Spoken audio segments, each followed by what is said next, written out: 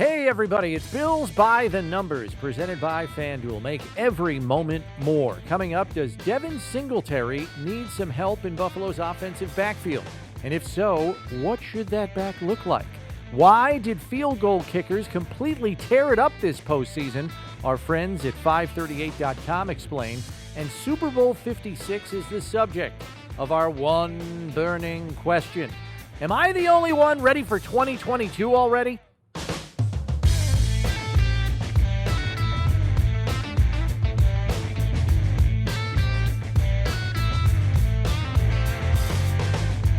I mean, seriously, the 2022 season cannot come soon enough. I mean, I'm excited about the Super Bowl, but let's just get on with it. Can we just fast forward? I just want to fast forward to September and get the Bills back on the field again. Glad you could be here with us on Bills by the Numbers. Bills Wall of Famer Steve Tasker and Bills insider Chris Brown with you, and we come out of the starting blocks with Devin Singletary's career year in 2021, a single-season high, 870 yards, 8 total touchdowns, almost 1,100 total yards from scrimmage, a healthy 4.6 yards per carry average, and very good in the red zone this year as well. But there is a prevailing thought, Steve, that the Bills still need to augment the position.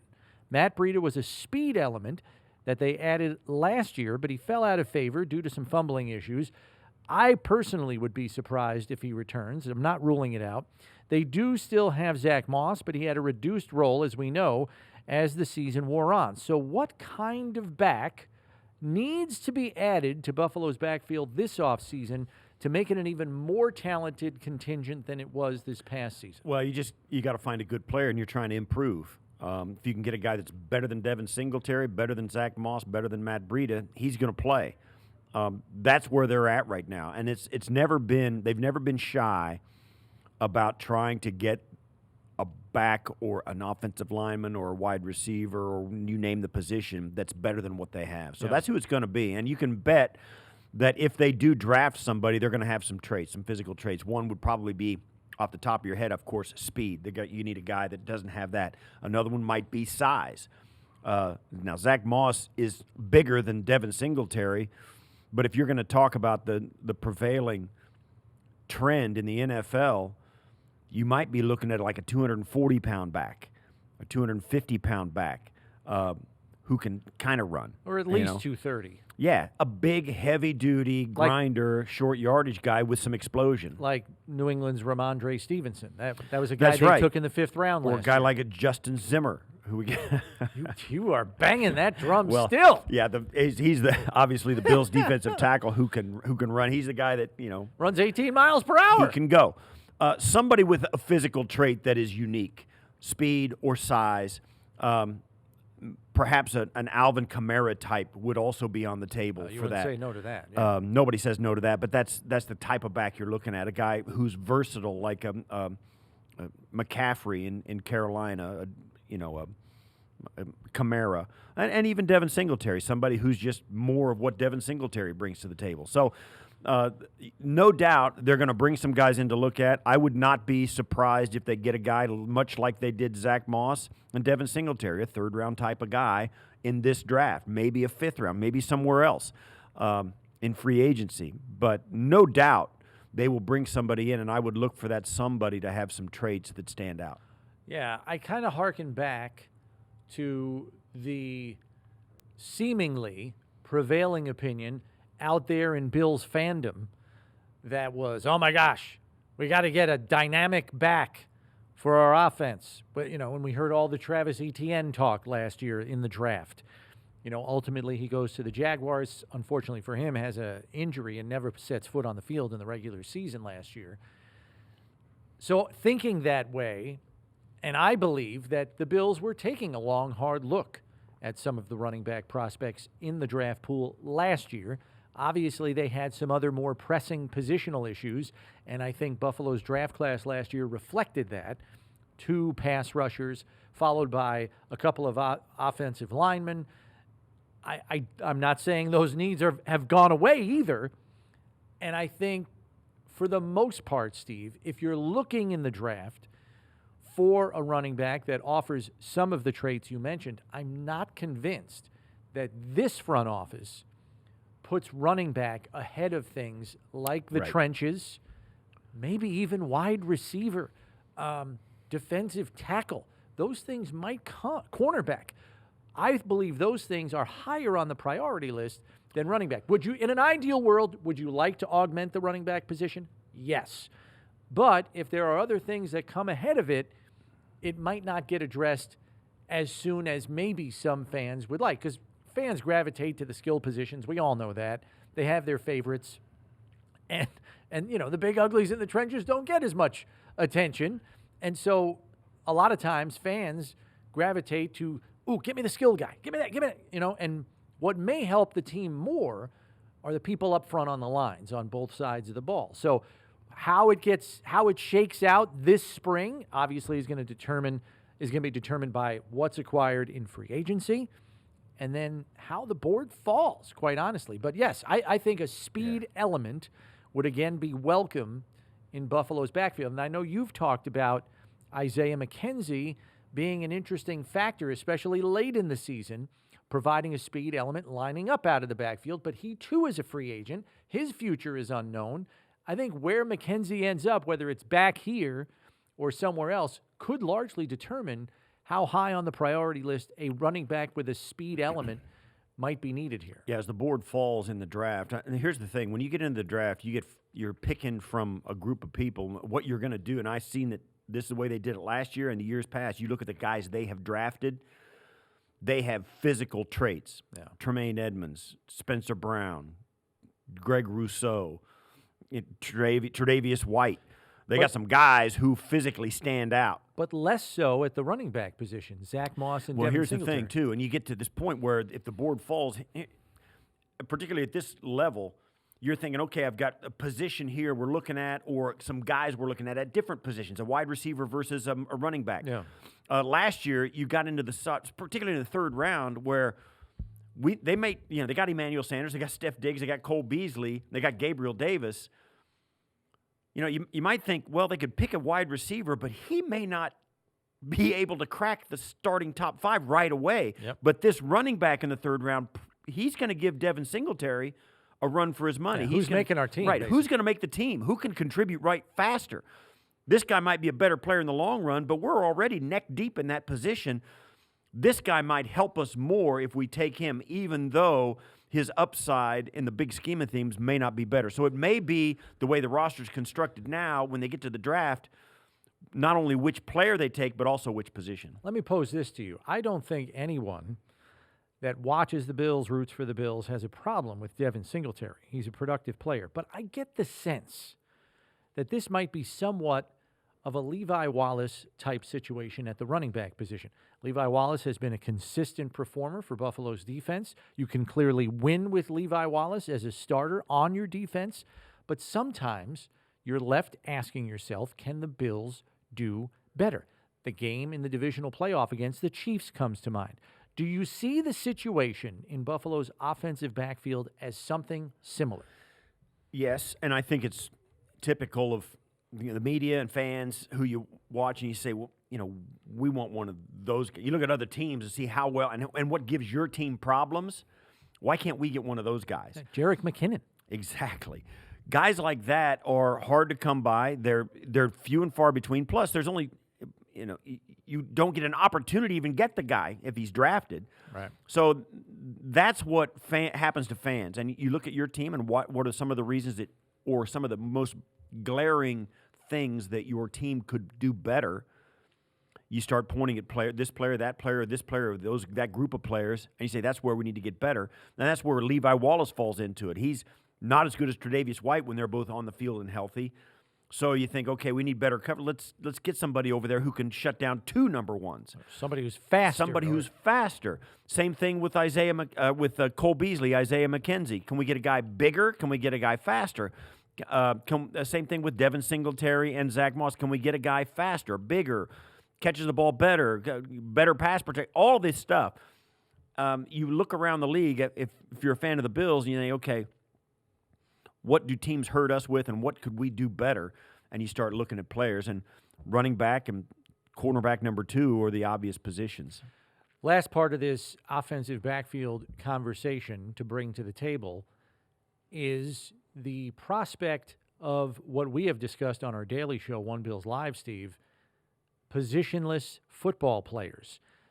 You had a guy in Isaiah McKenzie who essentially was somewhat of a positionless player. He wasn't a full-time wide receiver. He wasn't a full-time running back, but he was positioned in both areas within the scope of this Bills offense this past season.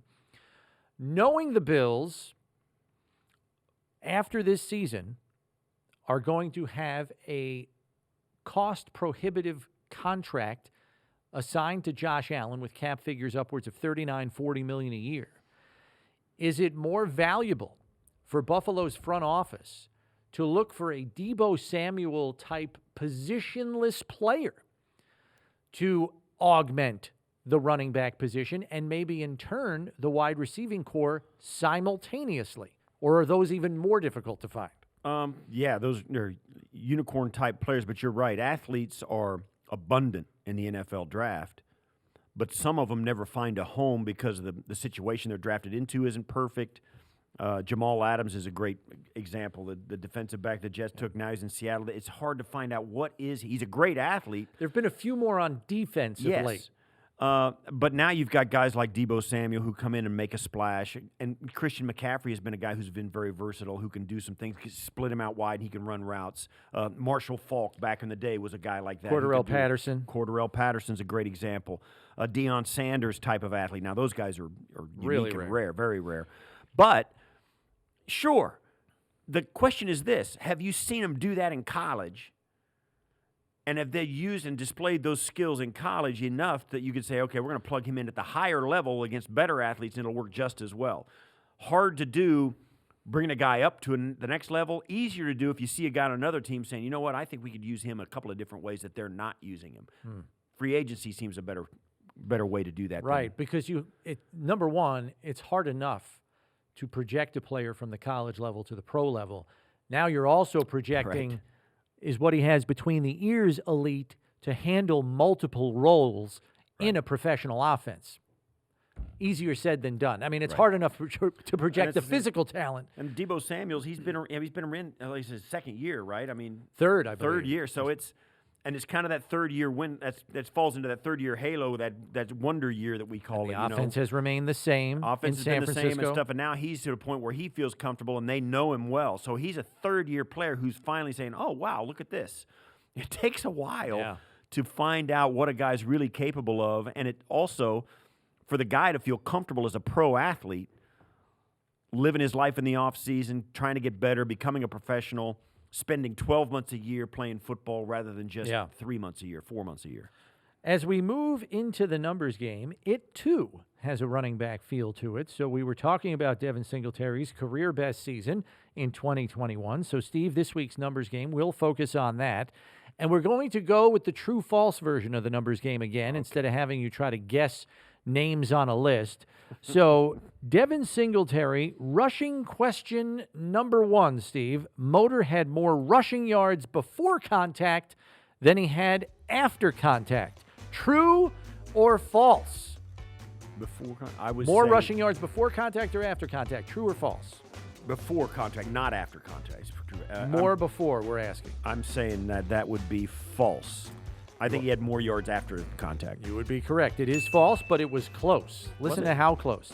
Singletary had 429 yards before contact, 441 after contact, a difference of 12 yards over an entire season. That's tight. Yeah, that's pretty good. That's a pretty good number. Number 2, Devin Singletary rushing question number 2. Motor scored all 7 of his rushing touchdowns in Buffalo victories. True or false? Are you running through game by game? I can't remember. It's hard. I'm just saying I'm just trying to figure out if he ran for a touchdown in a loss like Pittsburgh, Tennessee's 31 points. I'll say true, though. I'll say true. That's true. It is true. It is true indeed. He had all 7 of his rushing touchdowns in Buffalo's 11 victories. That's a real quirky stat, isn't it? Yeah, a little bit. Yeah, that's... I don't know if he'll ever do that again. Yeah, because that's All amazing, too. 'Cause 7. you think one of the losses the Bills had, in most of their losses, They're putting up points. Yeah, they're putting up points. Crazy. Which means somebody's got to score those touchdowns, right? So, Yeah, it's amazing. Devin Singletary rushing question number 3. Motor had almost twice as many carries in home games than he did in away games. True or false? Twice as okay. So there's 9 home games instead of 8. No, I'm going to say false. I don't think that's true. It is true. Really? He had 120 carries at home compared to just 68 on the road. Wow. So more than 63% of Singletary's carries came in home games this year. I wonder if that's a conscious decision. Yes. Well, as you mentioned, as you astutely deduced, the Bills did have one more home game than away game, so it was probably going to be higher. Sure. So that's a part of it, but it shouldn't be almost a 2-to-1 ratio. That's nuts. Yeah, that strikes me. And now some of it too. I mean, you think about it. It was you had the weather was just unbelievable this year, all the way from September. At home. All the way from September all the way through January. So you're saying that might precipitate a few more carries? Maybe. No pun intended. I just said precipitate, and I wasn't even maybe trying to do and you that. had the New England game with 40-mile-an-hour winds. I get all that. Maybe, but man, oh man, yeah, I think that's more. That's got to be a conscious decision when the Bills are It's at got to home. be game plan related a little bit, but maybe weather related slightly. But that's a fat. It's a big difference. It's a big difference. It's a big difference, yeah. Interesting. Devin Singletary rushing question number 4. Motor's highest yards per carry average took place in the fourth quarter this past season. True or false? I'll say that's probably true. I'll say that's true. It is false. His highest yards per carry average this season was in the first quarter. 4.96 yards per carry in the first quarter. Oh, man. His yards per carry average in the fourth quarter was second, 4.74 yards per carry. Still good averages at the start and finish of games. So I'm 2-2 now. I've got 2 right. Yeah, and you're 2 2 wrong. right, 2 wrong. So here's Number the 5. rubber match question, if you will. Devin Singletary rushing question number 5. Motor had his highest yards per carry average running outside this season. True or false?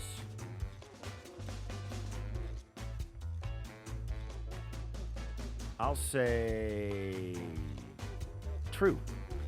It is indeed true, Steve. Singletary averaged 5.25 yards per carry on runs to the outside, and I'm picturing a lot of those pin and pull concept runs. He's got Mitch Morse out in front of him, maybe Ryan Bates, somebody like that.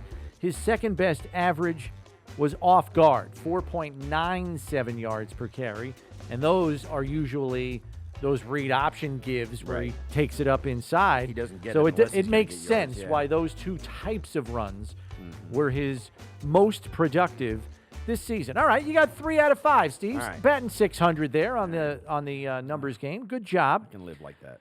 We move on to the kicking game. And while Tyler Bass has certainly proven he's going to be Buffalo's kicker for a while after 2 very successful professional seasons, our good friends at 538.com have pointed out how ridiculously consistent NFL kickers have been this postseason. We know that Tyler Bass didn't even attempt a field goal in Buffalo's 2 playoff games because all the Bills' offense was doing was scoring touchdowns. But collectively in the postseason, NFL kickers prior to the Super Bowl were 41 of 46 on field goal attempts. That's an 89% success rate, and it's the 5th highest ever in a single postseason. 7 of those 41 kicks have come from beyond 50 yards, putting them only 2 behind the all-time postseason record of 9 that was set in last year's playoffs. And it's not like a lot of these kicks were in pressure-packed divisional playoff weekend. We saw 3 walk-off field goals. So why are the kickers so damn good even when the stakes are high? I'll say this. I think some of it is because they've become more important in today's game because teams are maximizing and hitting the margins more and taking points when they can get it. I think they have, because of analytics, they're giving the kickers opportunities. And plus, the kickers are getting more 50-plus yard opportunities as well. But I also think, too, at the postseason, because they're more important, it takes a good one to get to the postseason. So You're the good seeing ones the are best the ones. of the best. You're seeing the best. Because I think because they're so important, teams don't get there without one. And so you're seeing the best guys. Pretty darn impressive numbers, though. And I think the game is probably as specialized as it's ever been. You got three guys in most cases, working together all the time. It's not like Frank Reich's over there running scout team and I'll come hold a little bit later type of thing. You know what I mean? You have almost, I would say 98% of the punters in the league are the designated holders. Right. So you've got three guys working that operation from start to finish at practice. Right. I think they're just flat out better because they're getting more reps through the course of a season in the practice setting. I think that helps too. The Bengals' Evan McPherson is responsible for 3 of the 7 50-yard-plus field goals that have been made this postseason, including the game winner from 52 yards against Tennessee in the divisional playoff. Even more impressive this postseason, Steve, is the kickers have already attempted the most field goals in the fourth quarter or overtime in league history for one postseason.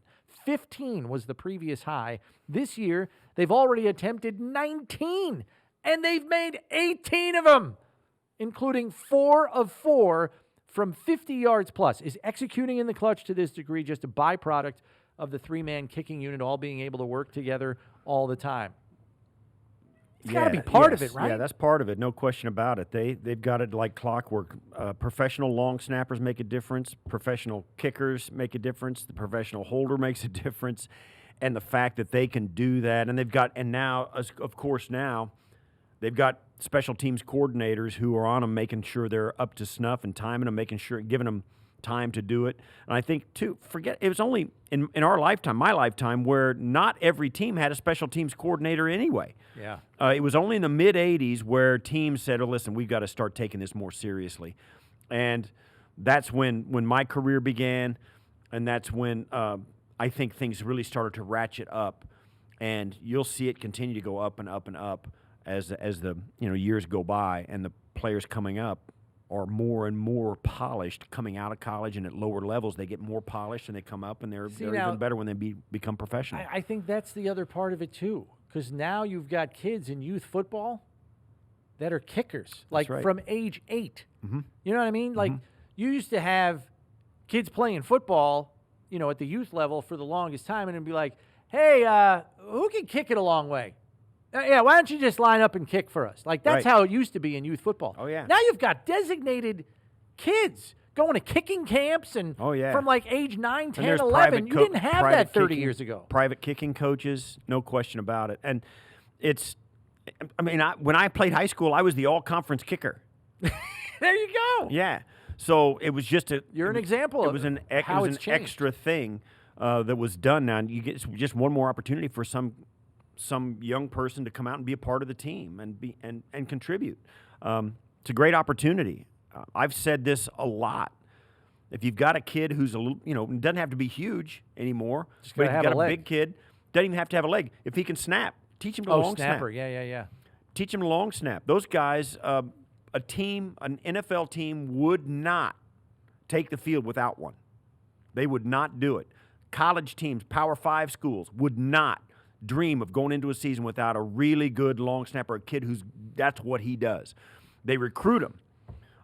They scholarship him. Well, look at the Ferguson brothers. That's right. Reed and Blake Ferguson, who play for the Bills and the Dolphins respectively, full rides to LSU. That's right. Because they could do one thing extraordinarily well. Yeah, and it's so you start talking about kids who do it from the time they're youngsters all the way up and get some good instruction, have the opportunity to do it.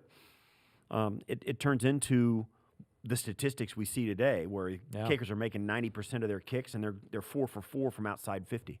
Kickers were great on pressure kicks in general this year. According to 538.com, in the 2021 regular season, they were 71 for 83 in the final 2 minutes of the fourth quarter, 85.5% success rate. That's the most makes and attempts in those situations of any season since at least 2000, even when adjusted for the league's new 17-game schedule. The 85.5% make rate on those kicks is the second best this century, behind only 2003, when 87.8% of those kinds of kicks were made. This year's haul included a 10 for 16 mark on 50-plus yarders in the last 2 minutes of the fourth quarter. One was, of course, the record-breaking 66-yarder from Ravens kicker Justin Tucker, perhaps the best kicker of this generation, that beat the Detroit Lions as time expired all the way back in Week 3. A reminder, FanDuel fans, right now, new customers can get their first bet risk-free up to $1,000. Just sign up today by going to sportsbook.fanduel.com or by downloading the FanDuel Sportsbook app. FanDuel Sportsbook, an official partner of the Buffalo Bills. We close out this edition of Bills by the Numbers with our one burning question. Super Bowl 56, Steve, Bengals versus Rams. I will first submit the most interesting stat regarding this matchup.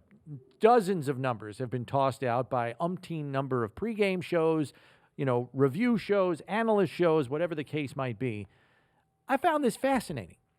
These two teams tied for 7th in the league in scoring, as they both averaged an identical 27 points per game.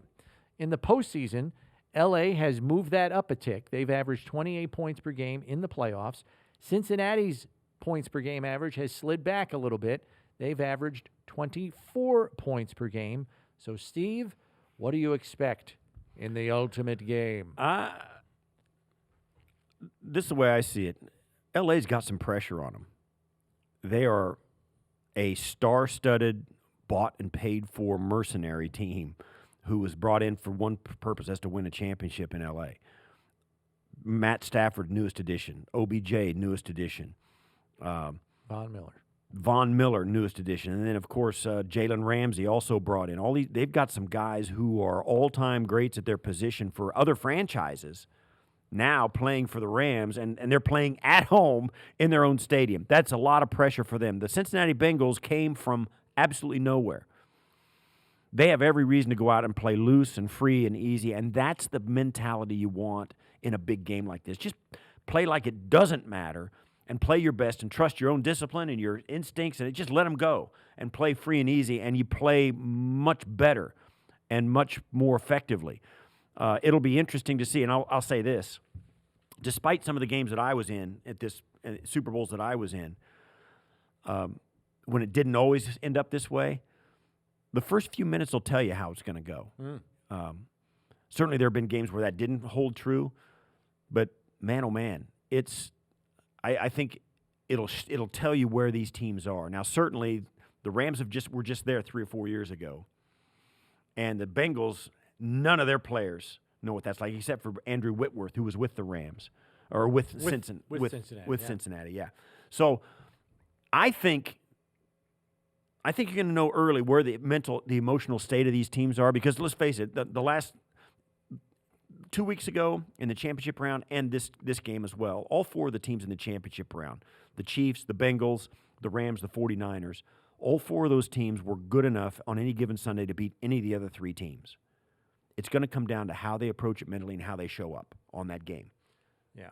And I agree with you from the standpoint of the Bengals don't even know they're not supposed to be here. Right. At least in terms of what everybody thought was going to happen, in terms if you're picking teams to be in the Super Bowl, the Bengals were not high on the list. They've got some youth on their team that doesn't know any better, and that's almost a better way to go into a game of this magnitude. They got nothing to lose. They're playing in the Rams building. They know all the pressure's on them. They can just go out and play, and that's got somewhat of an advantage.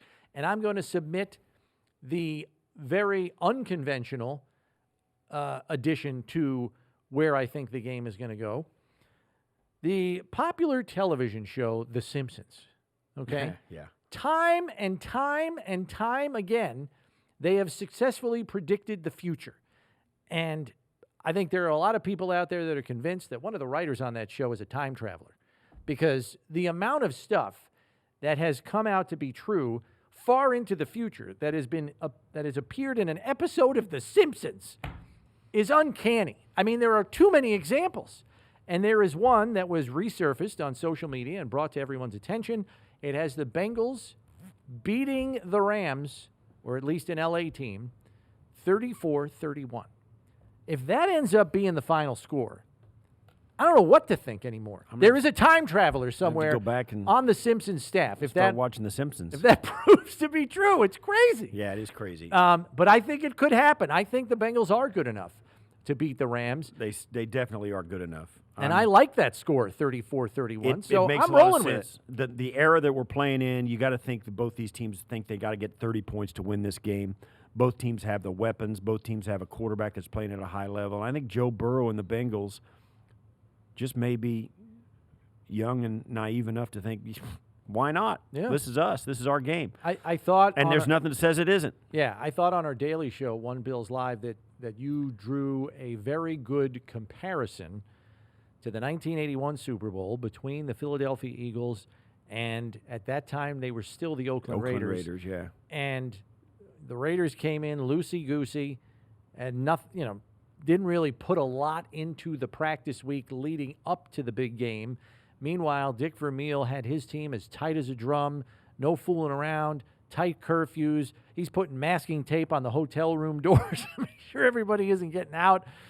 And they were just a little too tight in that game, and the Raiders rolled them. I mean, rolled them. Yeah, they did. I don't think that's going to happen, but I do think the Bengals somehow, some way are going to win this game and shock the world. So we'll see what happens. That'll do it for this edition of Bills by the Numbers, presented by FanDuel. Make every moment more. Please subscribe to our show on whatever podcast platform you use so you know when the next episode is available for selection. And remember, when you need to know about the Bills, you need to check Bills by the Numbers. For Steve Tasker, I'm Chris Brown. Enjoy the Super Bowl, everybody.